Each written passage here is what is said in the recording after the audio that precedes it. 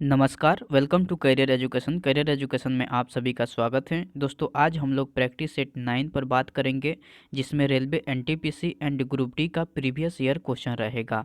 हाँ दोस्तों, आप सही सुने, railway NTPC and group D का प्रीवियस ईयर क्वेश्चन रहेगा। दोस्तों, इस चैनल पर टोटली प्रीवियस ईयर क्वेश्चन कराया जाता है। तो अगर आपको प्रीवियस ईयर क्वेश्चन का तैयारी करना है तो इस चैनल को सब्सक्राइब कर करके इस चैनल से जुड़िए और आप मेरे साथ प्रीवियस ईयर क्वेश्चन का तैयारी कीजिए। ओके दोस्तों, चलिए बिना देरी किए हुए क्वेश्चन देखते हैं।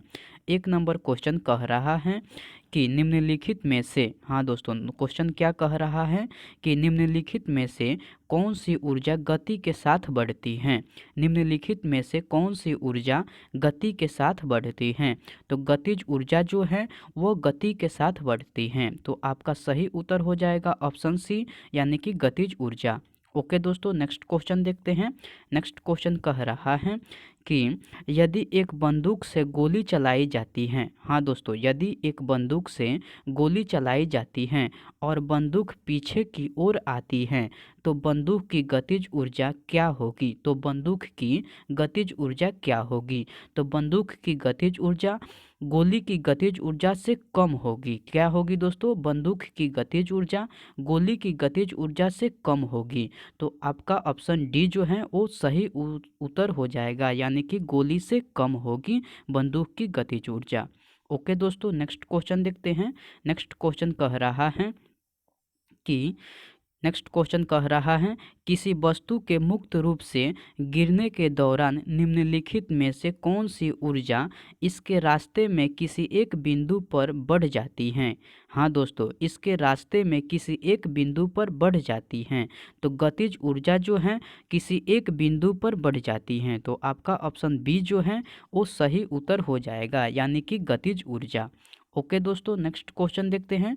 नेक्स्ट क्वेश्चन कह रहा है कि किसी बंदूक से बुलेट दागे जाने पर, हाँ दोस्तों, किसी बंदूक से बुलेट दागे जाने पर बुलेट की गतिज ऊर्जा डैश होती हैं। बुलेट की गतिज ऊर्जा डैश होती हैं, यानी कि बुलेट की गतिज ऊर्जा क्या होती हैं। तो बंदूक की तुलना में बुलेट की गतिज ऊर्जा ज़्यादा होती हैं, अधिक होती हैं। तो ऑप्शन सी जो है वो आपका सही उत्तर हो जाएगा, यानी कि बंदूक की तुलना में अधिक होती हैं। ओके दोस्तों, नेक्स्ट क्वेश्चन देखते हैं। नेक्स्ट क्वेश्चन कह रहा है कि ऊर्जा का वह रूप कौन सा है। हाँ दोस्तों, ऊर्जा का वह रूप कौन सा है जो कि एक साइकिल को चलाते समय उत्पन्न नहीं होती है। जो उत्पन्न नहीं होती है उसको चुनना है।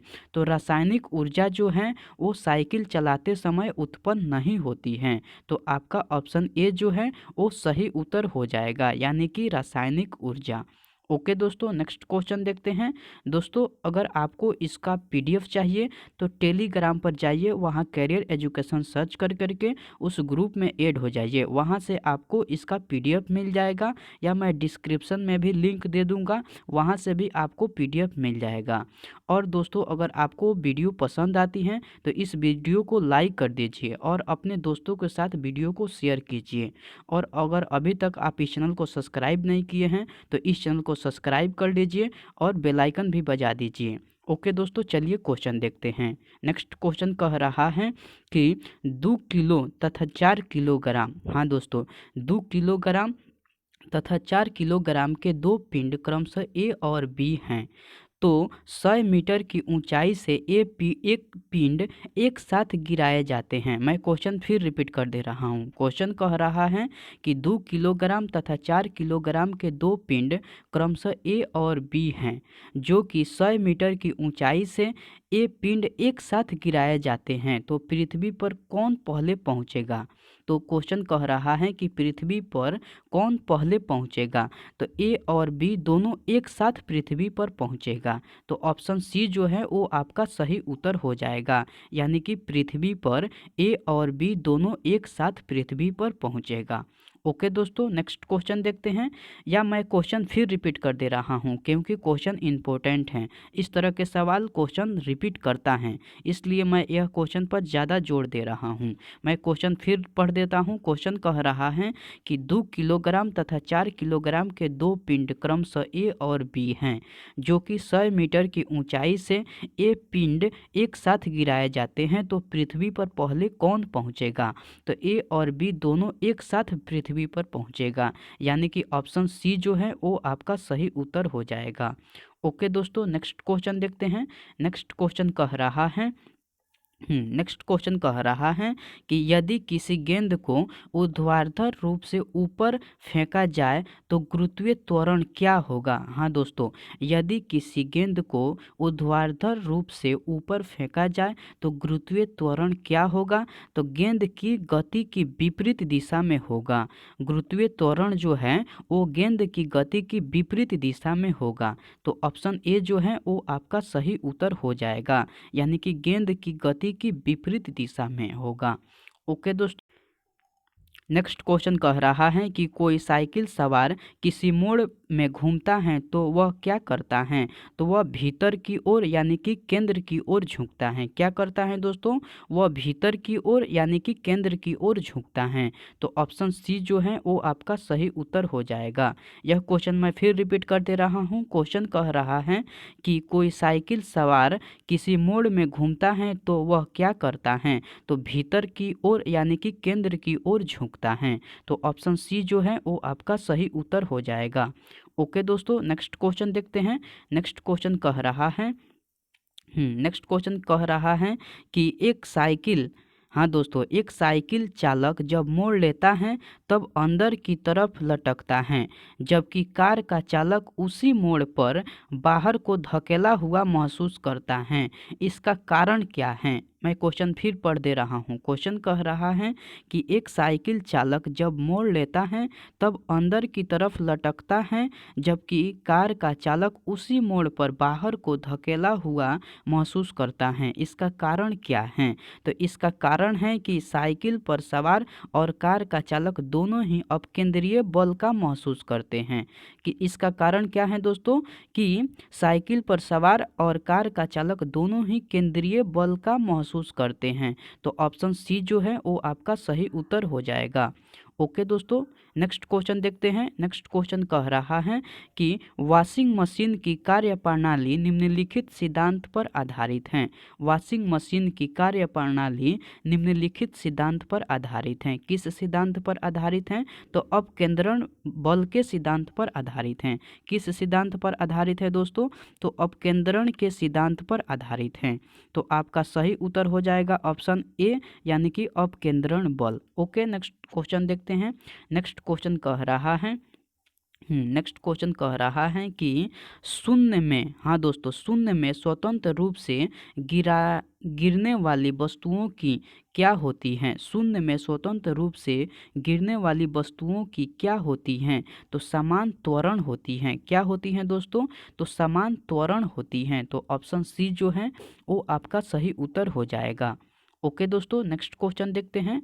नेक्स्ट क्वेश्चन कह रहा है नेक्स्ट क्वेश्चन, जड़त्व आघूर्ण का मात्रक है। जड़त्व आघूर्ण का मात्रक क्या है? तो किलोग्राम मीटर स्क्वायर। क्या है दोस्तों? Kilogram metre square. मैं क्वेश्चन फिर रिपीट कर दे रहा हूँ कि जड़त्व आघूर्ण का मात्रक क्या है? तो किलोग्राम मीटर स्क्वायर, यानी कि ऑप्शन सी जो है वो आपका सही उत्तर हो जाएगा, यानी कि किलोग्राम मीटर स्क्वायर। दोस्तों, एक एक क्वेश्चन आपके लिए इम्पोर्टेंट है, तो आप एक एक क्वेश्चन का इम्पोर्टेंट समझिए, क्योंकि इस तरह के सवाल हर हाल में रिपीट करता है। तो आप एक एक क्वेश्चन का इम्पोर्टेंट समझिए और आप एक एक क्वेश्चन याद कर लीजिए। ओके दोस्तों, चलिए नेक्स्ट क्वेश्चन देखते हैं। नेक्स्ट क्वेश्चन कह रहा है नेक्स्ट क्वेश्चन कह रहा है कि पृथ्वी की अपेक्षा चंद्रमा का द्रव्यमान है। पृथ्वी की अपेक्षा चंद्रमा का द्रव्यमान है कितना है दोस्तों? तो 1/81वां भाग है। पृथ्वी की अपेक्षा चंद्रमा का द्रव्यमान है तो 1/81वां भाग है। तो ऑप्शन बी जो है वो आपका सही उत्तर हो जाएगा। ओके दोस्तों, नेक्स्ट क्वेश्चन देखते हैं। नेक्स्ट क्वेश्चन कह रहा है कि किसी, हाँ दोस्तों, किसी पाइपलाइन के केंद्र पर स्थित किसी कण का वेग होगा। किसी पाइपलाइन के केंद्र पर स्थित किसी कण का वेग होगा। कितना वेग होगा? तो अधिकतम वेग होगा। कितना वेग होगा दोस्तों? तो अधिकतम वेग होगा। तो ऑप्शन ए जो है वो आपका सही उत्तर हो जाएगा। मैं क्वेश्चन यह फिर रिपीट कर दे रहा हूँ। क्वेश्चन कह रहा है कि किसी पाइपलाइन के केंद्र पर स्थित किसी कण का वेग होगा तो अधिकतम वेग होगा। तो ऑप्शन ए जो है वो आपका सही उत्तर हो जाएगा। ओके दोस्तों, नेक्स्ट क्वेश्चन देखते हैं। नेक्स्ट क्वेश्चन कह रहा है कि एक उड़ते हुए चक्के की प्रति सेकंड घूर्णन किससे मापी जाती है? एक उड़ते हुए चक्के की प्रति सेकंड घूर्णन किससे मापी जाती हैं? तो स्ट्रोबोस्कोप से मापी जाती हैं। किससे मापी जाती हैं दोस्तों? तो स्ट्रोबोस्कोप से मापी जाती हैं। यानी कि ऑप्शन डी जो है वो आपका सही उत्तर हो जाएगा, यानी कि स्ट्रोबोस्कोप। ओके दोस्तों, नेक्स्ट क्वेश्चन देखते हैं। नेक्स्ट क्वेश्चन कह रहा है कि एक उड़ते हुए चक्के, ये तो क्वेश्चन हो गया। नेक्स्ट क्वेश्चन देखते हैं। नेक्स्ट क्वेश्चन कह रहा है कि निम्नलिखित में से किसमें गतिज ऊर्जा नहीं है? जिसमें गतिज ऊर्जा नहीं है उसको चुनना है। निम्नलिखित में से किसमें गतिज ऊर्जा नहीं है? जिसमें गतिज ऊर्जा नहीं है उसको चुनना है। तो चलती हुई गोली में तो गतिज ऊर्जा है, तो ये आपका उत्तर नहीं होगा। बहता हुआ पानी, इसमें भी गतिज ऊर्जा है, तो ये भी आपका उत्तर नहीं होगा। चलता हुआ हथौड़ा, इसमें भी गतिज ऊर्जा है, ये भी आपका सही उत्तर नहीं होगा। तो खींचा हुआ धनुष, ये आपका सही उत्तर होगा, क्योंकि खींचा हुआ धनुष में गतिज ऊर्जा नहीं होता है, स्थितिज ऊर्जा होता है। तो जो गतिज ऊर्जा नहीं है उसको चुनना है। तो खींचा हुआ धनुष आपका सही उत्तर हो जाएगा, यानी कि ऑप्शन डी आपका सही उत्तर होगा। ओके दोस्तों, नेक्स्ट क्वेश्चन देखते हैं। नेक्स्ट क्वेश्चन कह रहा है कि जब एक चलती वस्तु की, नेक्स्ट क्वेश्चन कह रहा है कि जब एक चल यानी कि चलती वस्तु की गति दोगुनी की जाती है तो उसकी गतिज ऊर्जा कितनी होगी? तो चौगुनी बढ़ जाती है। तो उसकी गतिज ऊर्जा होगी तो चौगुनी बढ़ जाती है। यह क्वेश्चन मैं फिर रिपीट कर दे रहा हूँ। क्वेश्चन कह रहा है कि जब एक चलती वस्तु की, यहाँ चलती होना चाहिए, यहाँ चल लिखा है जबकि चलती होनी चाहिए, मिसप्रिंटिंग हो गया है तो आप सुधार लीजिए। जब एक चलती वस्तु की गति दोगुनी की जाती है तो उसकी गतिज ऊर्जा कितनी होगी? तो चौगुनी बढ़ जाएगी। तो उसकी गतिज ऊर्जा कितनी होगी? तो चौगुनी बढ़ जाएगी। तो ऑप्शन बी जो है वो आपका सही उत्तर हो जाएगा। ओके दोस्तों, नेक्स्ट क्वेश्चन देखते हैं। नेक्स्ट क्वेश्चन कह रहा है कि यदि किसी कण का रेखीय संवेग दोगुना कर दिया जाए तो इसकी गतिज ऊर्जा होगी, उसकी संवेग दोगुना कर दिया जाए तो उसकी गतिज ऊर्जा होगी, कितनी होगी? तो चौगुनी होगी। तो उसकी गतिज ऊर्जा होगी, कितनी होगी? तो चौगुनी होगी। तो ऑप्शन बी जो है वो आपका सही उत्तर हो जाएगा। ओके दोस्तों, नेक्स्ट क्वेश्चन देखते हैं। नेक्स्ट क्वेश्चन कह रहा है कि किसी गतिशील पिंड का वेग आधा करने से उसकी गतिज ऊर्जा हो जाती है। किसी गतिशील पिंड का वेग आधा करने से उसकी गतिज ऊर्जा हो जाती है तो उसकी गतिज ऊर्जा कितनी हो जाती है? तो चौथाई हो जाती है। कितनी हो जाती है दोस्तों? तो उसकी गतिज ऊर्जा चौथाई हो जाती है। तो ऑप्शन डी जो है वो आपका सही उत्तर हो जाएगा। ओके दोस्तों, नेक्स्ट क्वेश्चन देखते हैं। नेक्स्ट क्वेश्चन कह रहा है कि यदि दो द्रव्यमानों के बीच की दूरी दोगुनी कर दी जाए, हाँ दोस्तों, यदि दो द्रव्यमानों के बीच की दूरी दोगुनी कर दी जाए तो उसके बीच गुरुत्वीय आकर्षण बल होगा। तो उसके बीच गुरुत्वीय आकर्षण बल होगा, कितना होगा? तो 1/4 होगा। उसके बीच गुरुत्वीय आकर्षण बल कितना होगा? तो 1/4 होगा। तो ऑप्शन डी जो है वो आपका सही उत्तर हो जाएगा। ओके दोस्तों, नेक्स्ट क्वेश्चन देखते हैं। नेक्स्ट क्वेश्चन कह रहा है कि किसी वस्तु का संवेग किसके बराबर होता है? किसी वस्तु का संवेग होता है तो आपको द्रव्यमान और वेग दोनों के बराबर, हाँ दोस्तों, द्रव्यमान और वेग दोनों के बराबर होता है। किसी वस्तु का संवेग होता है तो द्रव्यमान और वेग दोनों के बराबर। ओके दोस्तों, नेक्स्ट क्वेश्चन देखते हैं। नेक्स्ट क्वेश्चन कह रहा है कि यांत्रिक ऊर्जा को विद्युत ऊर्जा में परिवर्तित करते हैं। यांत्रिक ऊर्जा को विद्युत ऊर्जा में परिवर्तित करते हैं। कौन करते हैं? तो विद्युत जनित्र द्वारा परिवर्तित करते हैं। किसके थ्रू परिवर्तित करते हैं? तो विद्युत जनित्र द्वारा परिवर्तित करते हैं। यह क्वेश्चन मैं फिर रिपीट कर दे रहा हूँ। क्वेश्चन कह रहा है कि यांत्रिक ऊर्जा को विद्युत ऊर्जा में परिवर्तित करते हैं तो विद्युत जनित्र द्वारा। ओके दोस्तों, तो ऑप्शन डी जो है वो आपका सही उत्तर हो जाएगा। ओके दोस्तों, नेक्स्ट क्वेश्चन देखते हैं। नेक्स्ट क्वेश्चन कह रहा है कि थोड़ा मैं क्वेश्चन छोटा कर देता हूं ताकि आपको पढ़ने में दिक्कत नहीं हो। ओके, नेक्स्ट क्वेश्चन कह रहा है कि शुष्क सेल में जो ऊर्जा संग्रहित होती है वह है। शुष्क सेल में जो ऊर्जा संग्रहित होती है वह है तो रासायनिक ऊर्जा है। वह है कौन सी ऊर्जा है? तो रासायनिक ऊर्जा है। तो ऑप्शन सी जो है वो आपका सही उत्तर हो जाएगा। ओके दोस्तों, नेक्स्ट क्वेश्चन देखते हैं। नेक्स्ट क्वेश्चन कह रहा है कि कार्य करने में मानव शरीर द्वारा प्रयुक्त ऊर्जा होती है। कौन सी ऊर्जा होती है? तो रासायनिक ऊर्जा होती है। कार्य करने में मानव शरीर द्वारा प्रयुक्त ऊर्जा होती है तो रासायनिक ऊर्जा होती है। तो ऑप्शन सी जो है वो आपका सही उत्तर हो जाएगा, यानी कि रासायनिक ऊर्जा। ओके दोस्तों, नेक्स्ट क्वेश्चन देखते हैं। नेक्स्ट क्वेश्चन कह रहा है कि जब एक वस्तु का वेग दोगुना हो जाता है तो इसका होता है क्या होता है? जब एक वस्तु का वेग दोगुना होता है तो इसका होता है क्या होता है? तो संवेग भी दोगुना हो जाता है। तो इसका संवेग भी दोगुना हो जाता है। तो ऑप्शन बी जो है वो आपका सही उत्तर हो जाएगा, यानी कि संवेग दोगुना हो जाता है। ओके दोस्तों, नेक्स्ट क्वेश्चन देखते हैं। नेक्स्ट क्वेश्चन कह रहा है कि दो असमान द्रव्यमानों की गतिज ऊर्जा समान है। दो असमान द्रव्यमानों की गतिज ऊर्जा समान है तब अधिक द्रव्यमान का आवेग क्या होगा? तो अधिक द्रव्यमान का आवेग क्या होगा? तो अधिक द्रव्यमान का आवेग ज़्यादा होगा। क्या होगा दोस्तों? तो अधिक द्रव्यमान का वेग ज़्यादा होगा। तो ऑप्शन बी जो है वो आपका सही उत्तर हो जाएगा।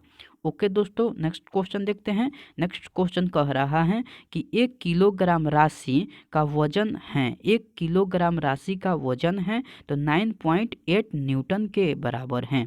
1 किलोग्राम राशि का वजन है तो 9.8 न्यूटन के बराबर है। तो ऑप्शन सी जो है वो आपका सही उत्तर हो जाएगा। ओके दोस्तों, नेक्स्ट क्वेश्चन देखते हैं। नेक्स्ट क्वेश्चन कह रहा है कि जब हम रबड़ के गद्दे वाली सीट पर बैठते हैं अथवा जब गद्दे पर लेटते हैं तो उसका आकार परिवर्तित हो जाता है। ऐसे पदार्थ में पाई जाती हैं। तो ऐसे पदार्थ में क्या पाई जाती हैं? तो स्थितिज ऊर्जा पाई जाती हैं। तो ऐसे पदार्थ में पाई जाती हैं तो क्या पाई जाती हैं? तो स्थितिज ऊर्जा पाई जाती हैं। यह क्वेश्चन मैं फिर रिपीट कर दे रहा हूँ। क्वेश्चन कह रहा है कि जब हम रबड़ के गद्दे वाली सीट पर बैठते हैं अथवा जब गद्दे वाले सीट पर लेटते हैं तो उसका आकार परिवर्तित हो जाता है। ऐसे पदार्थ में पाई जाती हैं। ऐसे पदार्थ में क्या पाई जाती हैं? तो स्थितिज ऊर्जा पाई जाती हैं। तो ऑप्शन बी जो है वो आपका सही उत्तर हो जाएगा। ओके दोस्तों, इतना